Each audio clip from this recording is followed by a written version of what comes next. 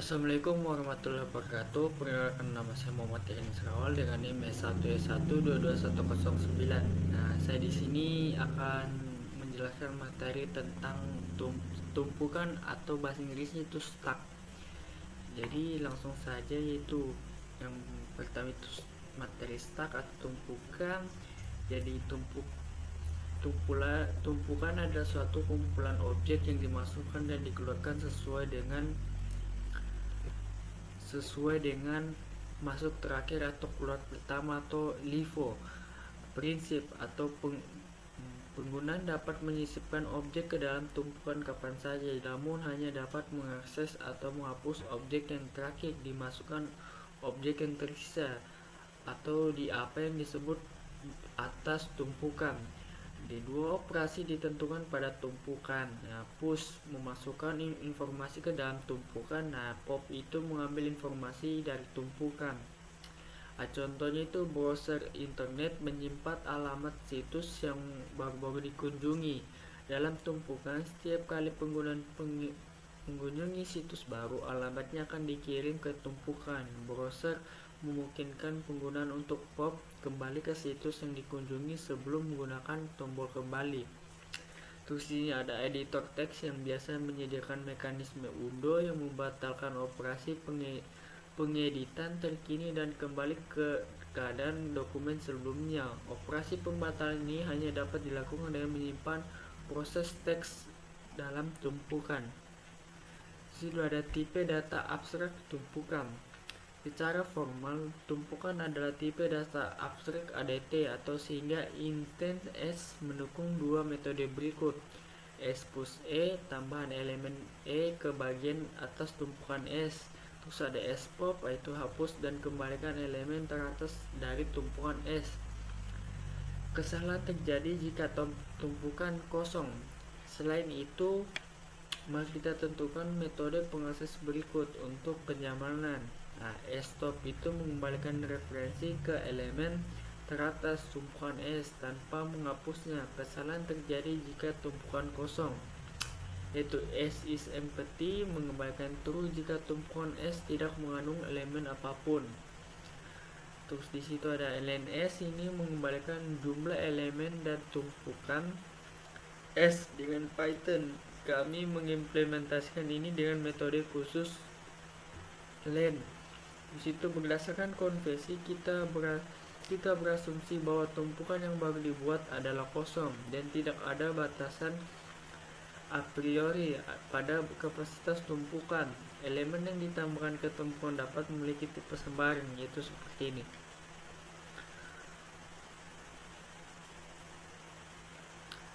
Terus itu implementasi stack berbasis array sederhana. Jadi di situ kami menggunakan pola desain adaptor untuk membuat tumpukan ADT menggunakan daftar. Pola desain adaptor berlaku untuk konteks apapun di mana kita secara efektif ingin memodifikasi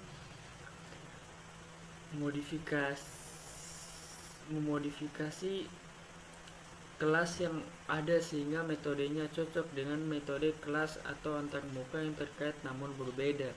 Terus sebagai contoh kita akan mengimplementasikan tumpukan menggunakan daftar Python. Di sini kami akan mendefinisikan pengecualian baru kosong, yaitu lebih sesuai atau tumpukan kosong pada indeks error yang dimunculkan untuk daftar kosong. Tuh ada contoh ini, dan sini ada sebuah codingan. Jadi saya akan menjelaskannya.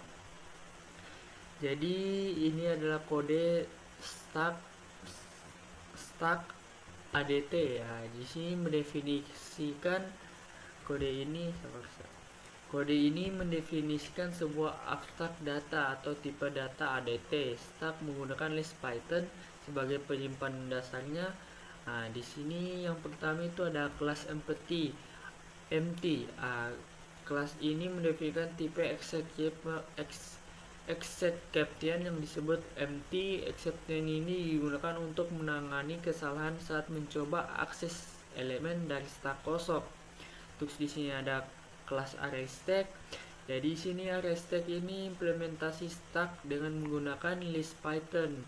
sebagai penyimpanan. Terus di sini ada init, konstruktor yang membuat start kosong menyimpan list kosong dalam variabel data. Terus sini ada method let atau fungsi len. Nah, di sini mengembalikan jumlah elemen dalam stack. Nah, terus di sini ada method empty.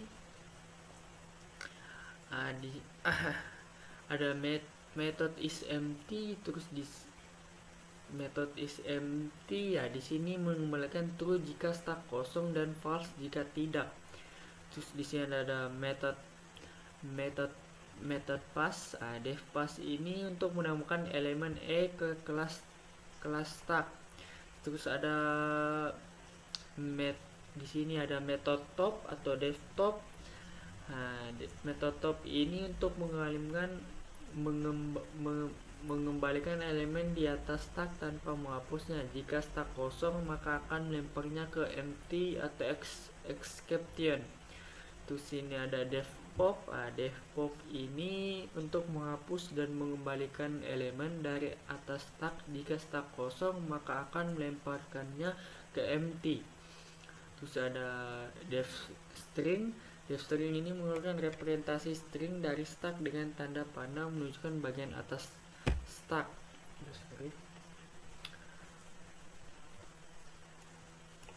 Terus di sini ada contoh di sini ada perintahnya.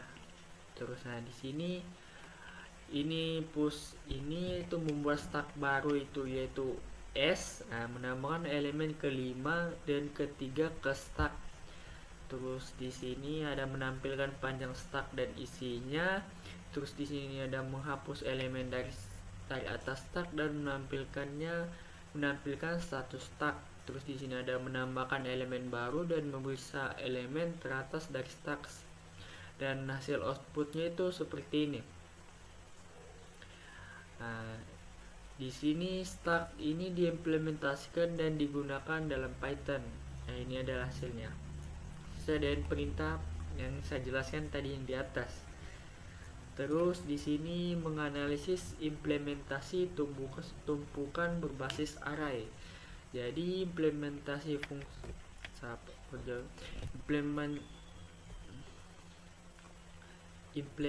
fungsi top itu sebenarnya is empty dan len menggunakan waktu konstan dalam kasus terburuk.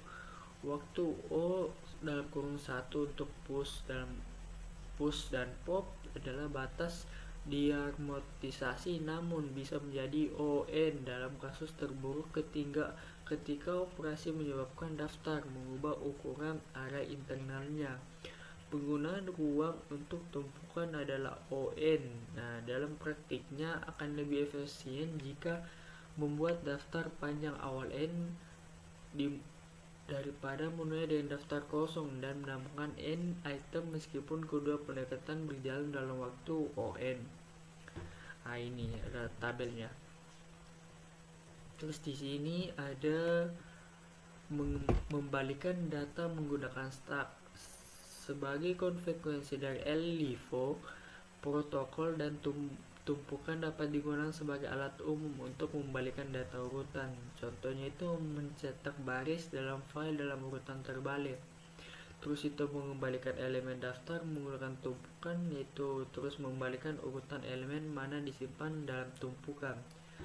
Di sini ada contoh codingannya yaitu ini. Dan langsung saya akan menjelaskannya. Terus di sini ada kode ini menggunakan fungsi reverse file. Ini membalikkan isi file baris demi baris menggunakan stack. Berikut ini adalah penjelasan dari fungsi reverse file ini. Jadi langkah-langkahnya, yang pertama itu kita membuat instansi stack S dari kelas arrayStack. Terus itu membaca file asli, itu membuka file asli dan membaca setiap barisnya. Jadi setiap baris yang dibaca dimasukkan ke dalam stack setelah menghapus karakter new line. Terus itu menutup file asli, setelah selesai membacanya yaitu menulis kembali isi file, membuka file untuk menulis dengan mode W yang akan menimpa isi file asli. Untuk itu mulakan setiap baris dari start dan menulisnya kembali ke file dengan menambahkan karakter newline yang telah dihapus sebelumnya. Terus itu menutup file, yaitu menutup file setelah selesai menulis kembali isinya. Contohnya itu seperti ini, file open.txt ya. Jadi sini hasilnya itu di sini membuat dan menulis file asli, yaitu membuat file ini initial.txt dan menulis 2 baris teks ke dalamnya. Terus ini menampilkan isi file asli, terus menampilkannya isi file dalam menampilkan isi file sebelum dibalik. Itu yang pertama ini sebelum dibalik. I'm going home. Terus itu memanggil fungsi reverse file untuk membalikan isi file initial.txt. Terus ini menampilkan isi file setelah dibalik, menampilkan isi file setelah proses pembalikan. Jadi codingan ini untuk membalikan sebuah kata. Dan hasil kedua ini telah dibalik. Jadi yang awalnya itu diisi oleh dia di baris kedua, selanjutnya berada terbalik di baris pertama. Terus di sini ada tanda kurung yang cocok. Jadi kami melakukan pemindaian ke kiri ke kanan dari urutan asli. Terus di sini menggunakan tumpukan S untuk memfasilitasi pencocokan simbol pengelompokan. Jadi setiap kali kita menemukan simbol pembuka, kita menekan simbol itu ke S. Setiap kali kita menemukan simbol penutup, kita memunculkan simbol dari tumpukan S dengan asumsi S tidak kosong dan menerima apakah simbol ini membentuk pasangan yang valid dengan simbol yang pembuka yang sesuai. Jika kita mencapai akhir ekspresi dan tumpukannya kosong, maka ekspresi aslinya sudah cocok. Terus ini ada kompleksitas runtime adalah ON. Ekspresi yang memiliki N karakter memiliki N panggilan push dan N panggilan ke pop. Panggilan ini dijalankan dalam waktu ON. Pemilihan pembatas yang mungkin memiliki urutan tetap yang menyediakan waktu konstan untuk perintah C di kiri kanan indeks C. Dan di sini ada sebuah codingannya. Jadi codingannya itu di sini ada fungsi ismatch. Terus di sini ada lefty righty, ini adalah menyimpan pembuka tanda kurung. Nah, di sini menyimpan penutup. Kalau righty ini menyimpan penutup tanda kurung yang sesuai. Terus di sini ada membuat start, yaitu membuat instansi start S dari kelas arrayStack.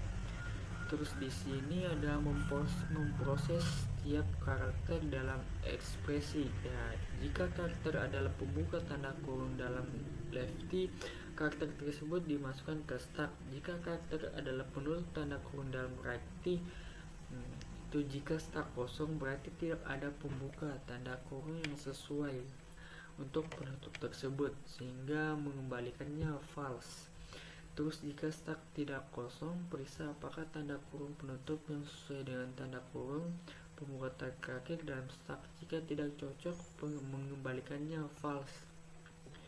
Jadi dia itu memeriksa terakhir, itu mengembalikan true jika semua tanda kurung sudah cocok dan start kosong, berarti semua pembuka tanda kurung memiliki penutup yang sesuai.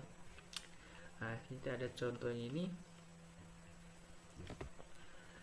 Nah, jadi ini pada akhir ekspresi ini tanda kurung pembuka tidak memiliki pasangan penutup yang cocok, sehingga fungsi akan mengembalikan false. Jadi di expire 2 ini semua tanda kurung pembuka memiliki pasangan penutup yang sesuai, sehingga fungsi akan mengembalikan true. Nah, dan hasilnya itu akan menjadi false dan true.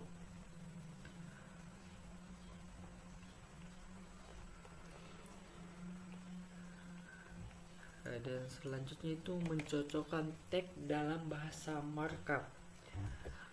Kode yang yang di sebelah ini menunjukkan penggunaan tumpukan dalam memeriksa tag yang cocok dalam dokumen HTML.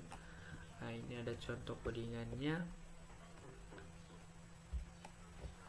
Dan langsung saja di sini di sini ada def ismatch HTML atau fungsi ismatch HTML. Jadi di sini yang pertama itu membuat instansi start dari kelas ArrayStack, yaitu mencari HTML, yaitu cari tag pembuka menggunakan rawFin. Untuk menemukan karakter yang kurang dari pertama dalam string, yaitu cari tag penutup menggunakan rawFin, yaitu rawFin ini rawFin lebih dari J tambah 1 untuk menemukan karakter berikutnya setelah itu. Terus di sini ada proses tag. Jika tidak ditemukan yang lebih dari, tapi tag dianggap tidak valid dan fungsi mengembalikannya false. Jika tag adalah tag pembuka tidak dimulai dari string, tag dimasukkan ke dalam stack.